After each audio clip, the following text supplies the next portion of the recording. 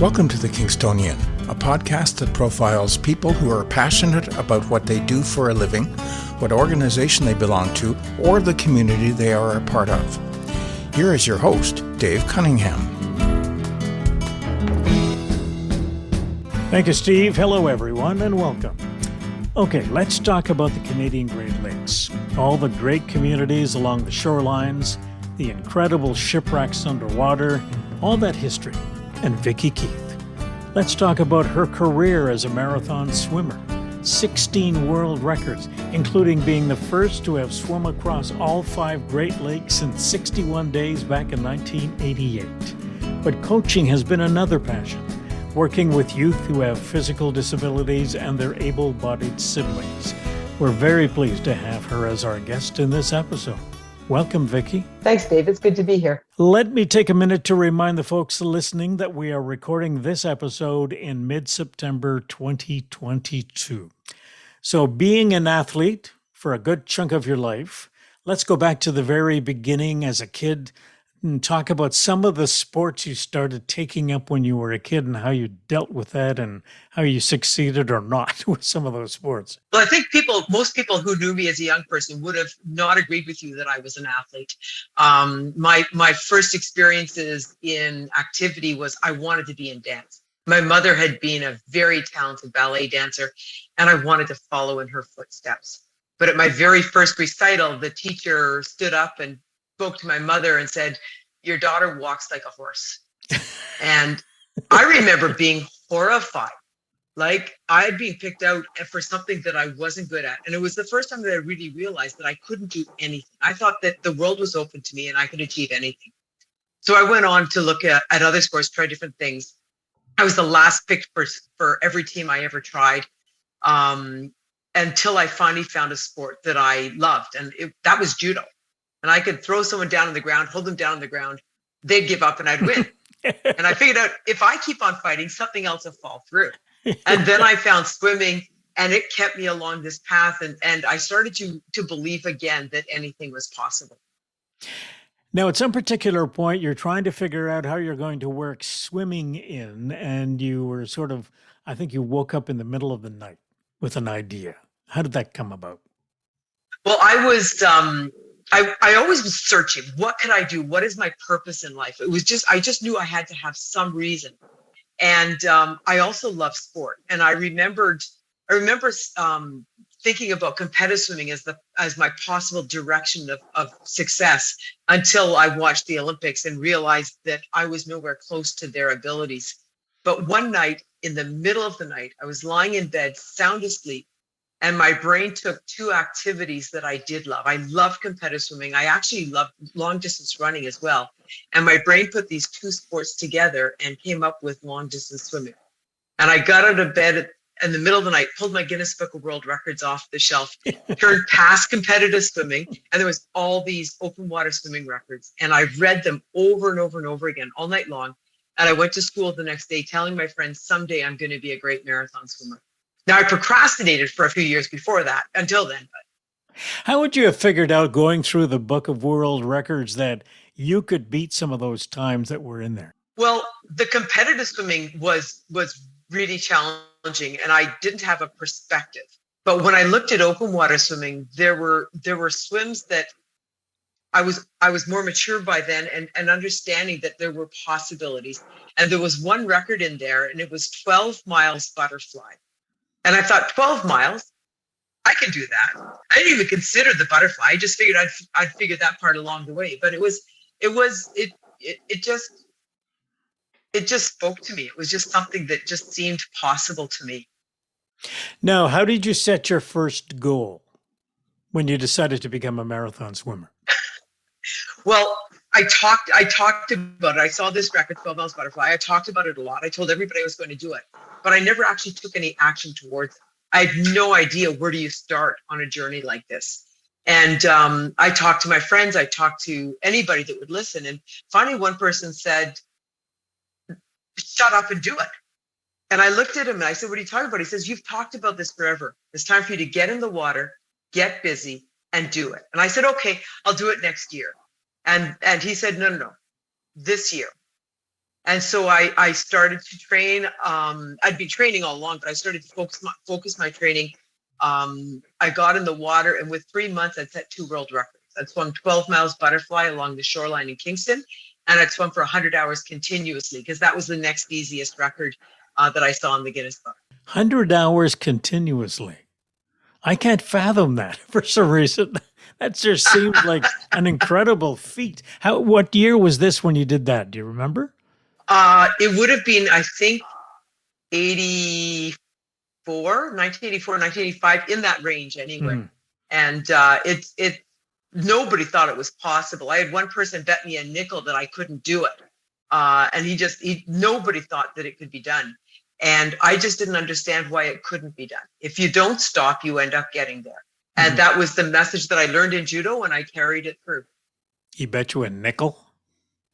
I still have the nickel. Okay, so let's move along a little bit. And so you're starting to get really serious about this and swimming and looking at different goals to try to accomplish. So let's talk about planning for a marathon swim. So if we are talking about eating, so there's the food that you eat to prepare yourself before you get in the water, and there's the food that you need to eat when you're in the water if you're swimming 50, 60, 80, 100 hours of swimming. So what kind of food are you eating before you jump in the water? Well, it obviously has changed over time. The recommendations have changed. I remember when I was first an athlete, it was drink a bottle of corn syrup before you do your activity. I like corn syrup. It's a bit much. And then it was eat a steak the night before. And then it was eat carbohydrates. And this is no, wait, don't eat carbohydrates for 2 weeks and then eat carbs. So it all just kept on changing and growing and building. But what it came down to was use good common sense, eat well-balanced meals. And then when I got into open water swimming, it was a matter of learning that whole process, because it wasn't a thing. People didn't know.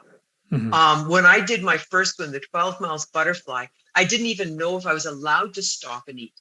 And so I swam 8 miles butterfly and decided I needed something. I treaded water, ate a barley sugar candy and a can of apple juice, and kept on going. Later, I found out that there are rules that you are allowed to stop and eat. And so I would figure out things that worked for me. I was often cold, so I wanted warm foods. So chicken noodle soup, mushroom soup. I needed something that would settle my stomach. So arrowroot cookies. I needed a natural sugar, so I would use the fruit cups. I craved hamburgers. So every once in a while... Like, is this a normal craving for you, or is it just when you're in the water? I love hamburgers. Yeah, okay. But especially any food you can eat with your hands, right?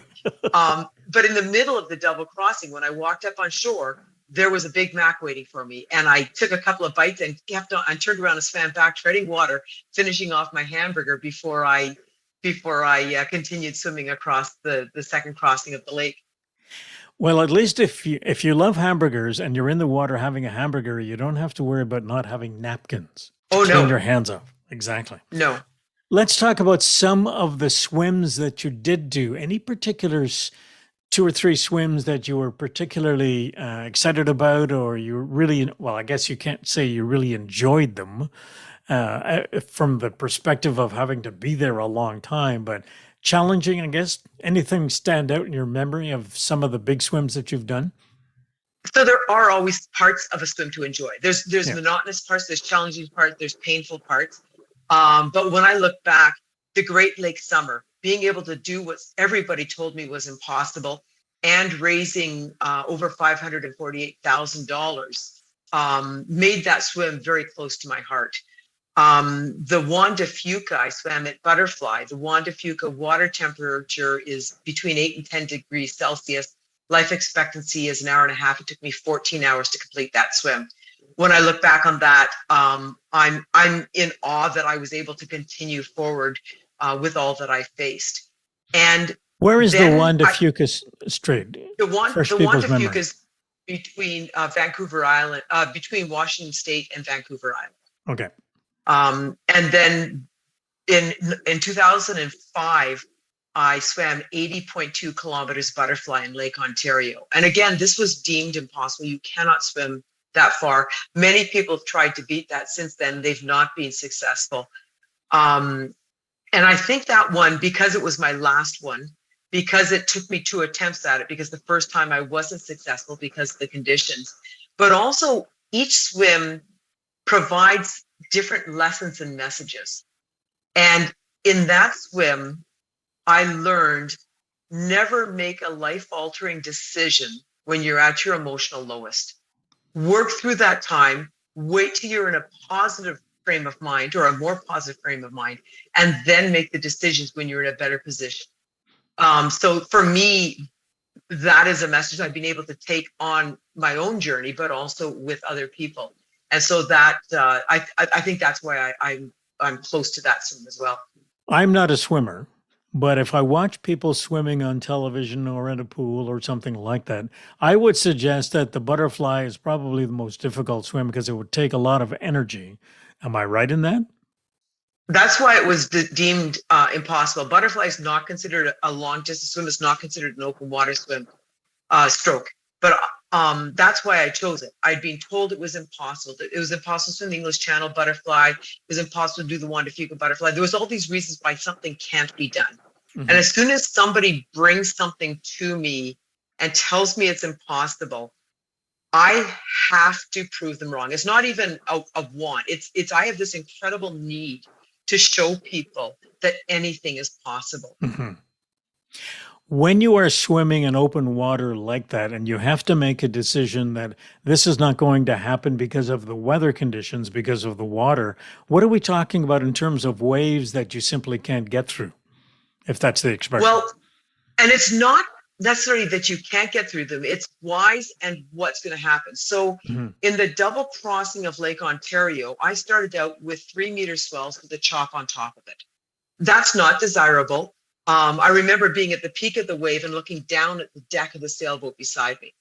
But we had a forecast. The forecast predicted that those winds would diminish, and I was being pushed down the lake sideways, but it wasn't impacting my forward motion as much. Mm-hmm. In the 80-kilometer butterfly, my first attempt, I was being pushed down the lake because of the direction of the waves in such a way that I was being pushed away from the direction that I needed to go, and it was going to add huge distance. But also, the majority of my crew members were seasick because of the angle of the waves. Mm-hmm. So therefore, my crew was not healthy or safe, and we were at the very beginning of a swim. We were when it first hit, or when we first really struggled, we were about 16 hours in to a 2.5-3 day swim.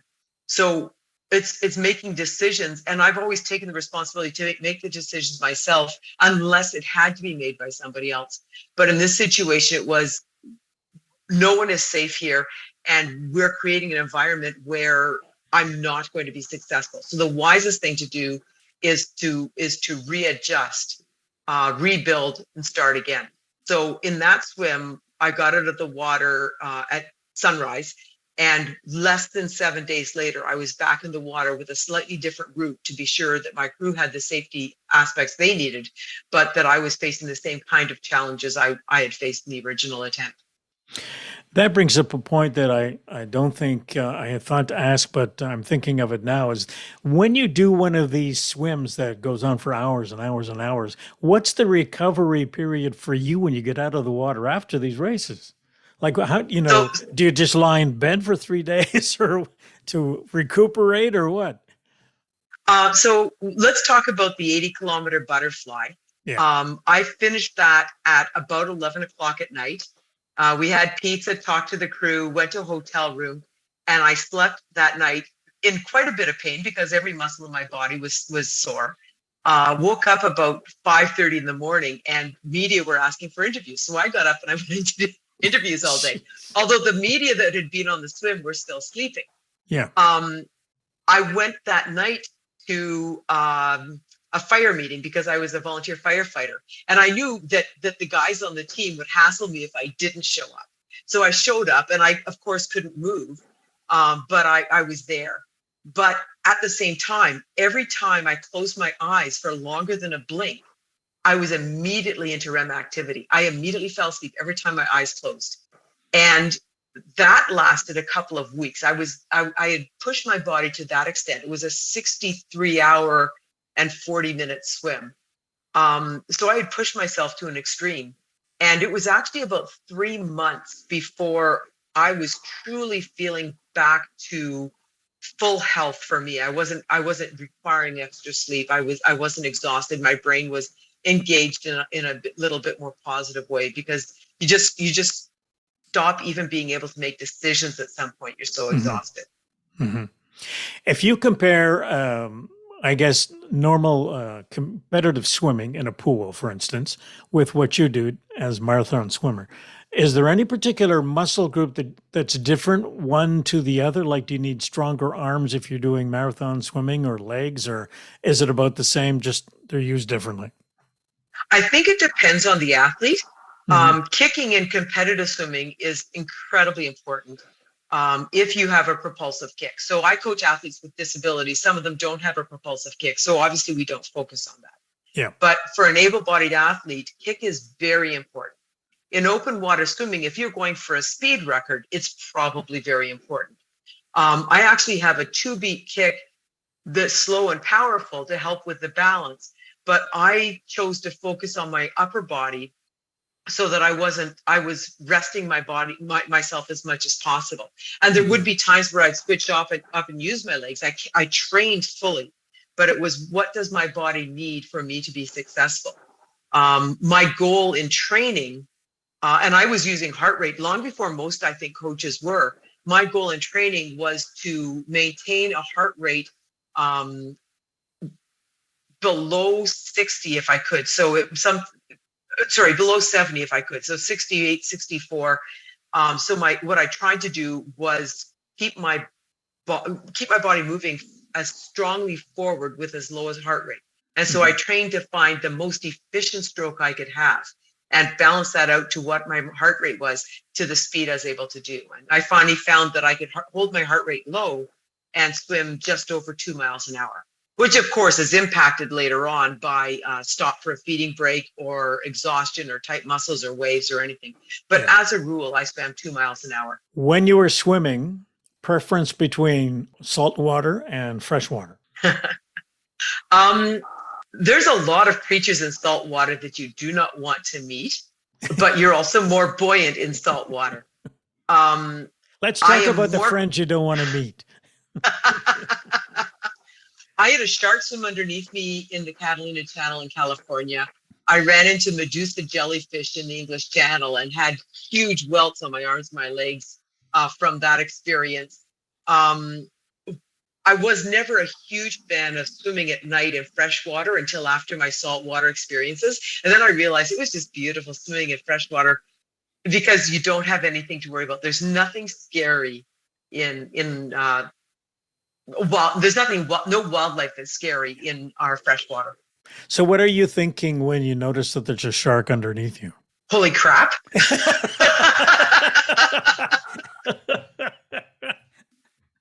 I remember seeing it, and it was just this shadow going underneath me, and it was close enough that I could touch it.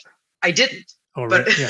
But when my head came out of the water, swimming butterfly, I yelled, "Get the light over here!" And I took 2 more strokes. I didn't change anything else I was doing. I yelled, "Get the light over here!" And by the time the light had switched over, I saw the shark leaving, and I thought, "There's no point in getting out of the water. He's gone now." Positive thinking, for sure. Yeah. Let's switch gears a little bit here and talk about volunteering. I gather this is something that you have done long before you were a marathon swimmer. Yes, my parents felt it was really important that we give back to our community. So by the time I was 10 years old, I was volunteering at my local Y in Ottawa. And I had the opportunity to work within swimming lessons because I love to swim. But I used to remember working with one young boy who was dependent on his wheelchair on land, but I became responsible for him in the water because the classes then were like 19 or 20 kids per class. And so I remember lifting him into the water and seeing his eyes light up and the smile on his face and understanding that water to him was freedom.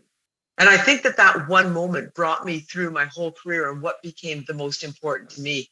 But I've spent my entire life volunteering in one way or another because I think you can't do anything more important or than give back to your community and make a positive impact in other people's lives.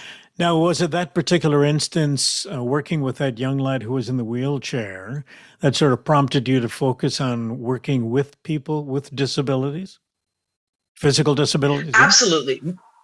Absolutely. I've worked with young people with all sorts of different challenges. And he is where it started, but I spent a lot of time working with young people who are autistic. I spent some time with young people who have intellectual impairments, and I enjoyed them all. But the greatest challenge for me was working with young people with physical disabilities and learning how to guide them to be successful and understanding each of their individual bodies, how they work, and helping them become successful. So that's where my path started, but it did take me to what I do today as a swim coach for athletes with disabilities. Now, I gather when you started down this particular road, you were also working with their able-bodied siblings as well to bring them together, I gather. What was the motivation behind doing those two groups? Well, that's when I started the CJAI Penguins in Kingston, Ontario. I started it because I wanted to create something unique. And I had been at Variety Village in Toronto and had worked with young people with disabilities there.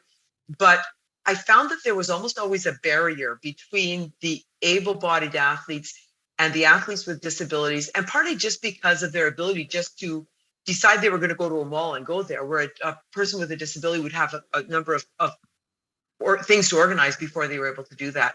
So I wanted to create an environment where everybody understood what it was like to be a person with a disability or a sibling.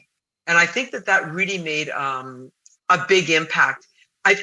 One of my favorite stories is a young man using a walker, walking down the pool deck with his able-bodied peer beside him. They get to the door, the able-bodied peer grabs the door, they walk through. The conversation, which was about hockey, never changed or stopped. The able-bodied person didn't stop and think, oh, I have to help him.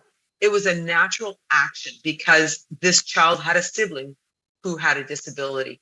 And that spoke to me more than anything else is we want to create a world where it's so completely inclusive that people are all of one world.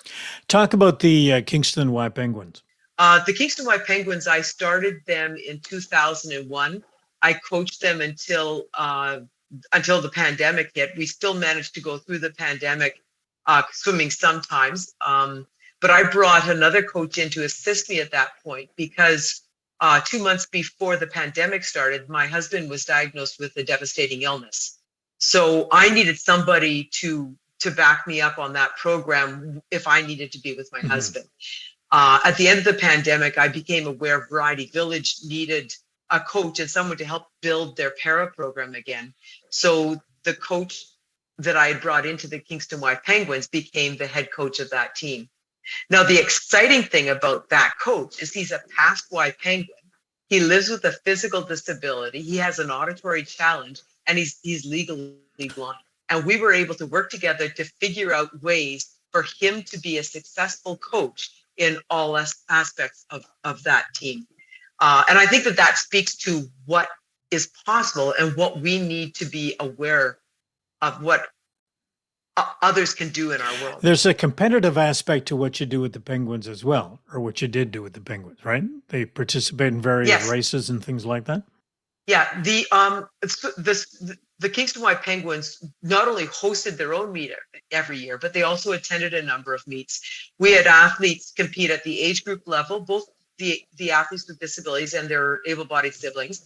We had athletes make regionals, provincials, nationals, and we had a number of athletes make international meets. We had one Paralympian, Abby Tripp, but we also had a number of athletes do open water swims. Most people would remember Jenna Lambert, who was an athlete with a physical disability who swam across Lake Ontario, and her sister, Natalie, who, amongst a number of things, also was the first person to swim butterfly across Lake Erie. So we have a huge history of understanding that anything is possible and just figuring out the paths that athletes need to take to achieve what they want. Can you describe the mindset of somebody like Abby Tripp or Jenna Lambert, who start off in your program and find themselves competing internationally at the other end of that spectrum? What do they go through as they are learning these skills and, getting their ambitions and their expectations built into their mind as to what they can do? Well, I think I'll address Abby. Abby, when I first met her, was 6 years old, and she was doing a little mini triathlon, the Kids of Steel. So she swam with a life jacket, rode a bike with training wheels, and then had her orthotics, her ankle foot orthotics placed like braces on her legs, and she did her little run. I talked to her mom, and within a year she was on the team. And I remember the first time, the first practice, she sat on the edge of the pool and she started to cry. And I said, Abby, what's wrong? And she said, I'm not crying because I'm afraid.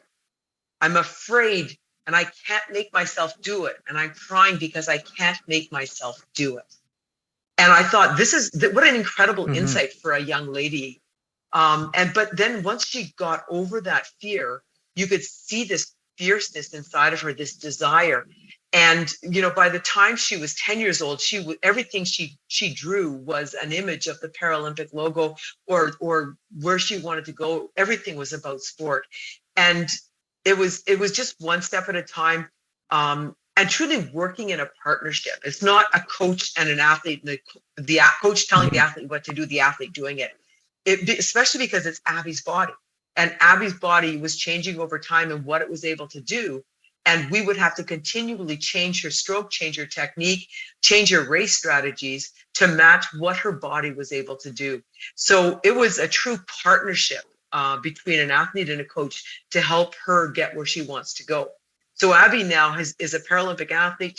She's won medals on the international stage. She's headed off to university in Quebec City and is now swimming with the University of Laval. So she's gone an incredible journey. When you talk about being a coach, and you just talked about some of the things that you do when you work with an athlete, how does being a coach for an individual differ in your mind from being the coach of a team, like say a hockey team or a football team, where you have a whole pile of people that have to work together to achieve one common goal? Is there a difference in your mind? Well, I think it's interesting. I think that swimming is a team sport because we are training together. But we aren't a team sport like hockey, where everybody's performance is dependent on somebody else's. I'm not skilled at a team environment where other people are responsible for me, partly because my history, because I was last picked for every team. I never knew how to play on a team. But when I went to a team sport that had an individual direction on it, I was responsible for my own skills. And my being less skilled at something didn't impact the rest of the team. So for me, being part of an individual type sport was more valuable. And I think for coaching a para team, it's really nice to be able to acknowledge each individual athlete and what their skills, what they bring to the table, what their physical skills are, but also what their team skills are, what their volunteer desires are, what their values are, because all of these come together to build a team and to build a group of people who are willing and wanting to support each other. Now, a little while ago, we talked about the Kingston Y Penguins. We talked about Variety Village, and these institutions cannot survive without fundraising. And you've done a lot of that during your career, and some of it in the water and some of it not in the water. So talk a little bit about the fundraising and some of the money that's needed to run places like this. Well, I've raised over $1 million now for programs for kids with disabilities. I started my fundraising when I was early high school, caroling and going door to door and raising money for muscular dystrophy.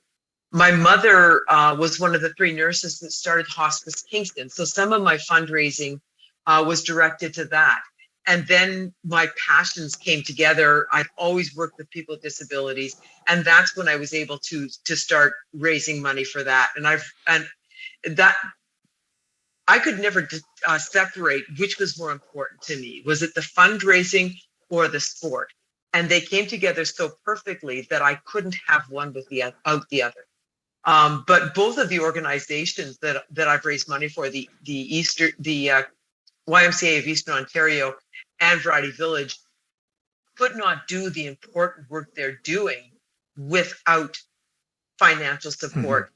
And I think it's really important that everybody choose something that's really close to their heart and make a determined effort to support that charity financially or physically. Some people don't have the means to support a charity financially, but we all have the ability to give back. So if there's something you're passionate about, find a way to give back. You've been doing this a long time. And if we go back to... I think you just called me old. I was... No, I'm old. You're not. You started doing this when you jumped up in bed and pulled that book off the shelf to look into it and started setting that first goal. And I'm wondering, after having done this for a number of years, what are your goals now going forward? What turns your crank as you get up every day? Right now, my goal is to help my athletes choose and work towards their goals. But I've also spent a lot of time recently in mentorship roles. I had the opportunity to mentor a number of coaches from the Caribbean as they work to help their athletes compete at the Paralympic Games. I've worked a lot with coaches and specifically female coaches across the country. So I see myself continuing doing what I do, but also taking a stronger role in mentorship and finding ways that I can share the messages that I learned throughout my open water swimming career, throughout my coaching career, specifically as a coach of athletes with disabilities, and hoping that others can learn some of the things that I have, that I can share with them. One of the things I'm very proud of is I was presented with an honorary doctorate from Queen's University in Kingston as part of a program where they were investigating transformational coaching. And I was working with Jean Coté and his team, and they identified that there was a uniqueness to how I was coaching, the way I spoke to my athletes, and it fit within the messages that they were trying to present, that growth mindset is so important in coaching. It's not about winning medals. It's not about personal bests even. It's all the life lessons we can learn from sport and how important a strong, positive coach can impact the lives of our young people lifelong. Mm-hmm. Well, Vicki, I wish you all the best as you continue to move ahead. And I know there are a lot of children out there who have and continue to appreciate the skills you have passed along to them. Thanks very much. Thanks so much. Our guest in this episode has been marathon swimmer and coach, Vicki Keith. And to all of you listening on the other side of the speakers, thanks for listening, and we'll talk soon. The theme music for the podcast is Stasis Oasis, written and performed by Kingston musician Tim Aylesworth. If you have any questions, comments, or suggestions about any of the episodes, please send a note to thekingstonianpodcast@gmail.com. For details on upcoming guests, follow us on Facebook. The Kingstonian Podcast is hosted by Dave Cunningham and produced in Kingston, Ontario, Canada.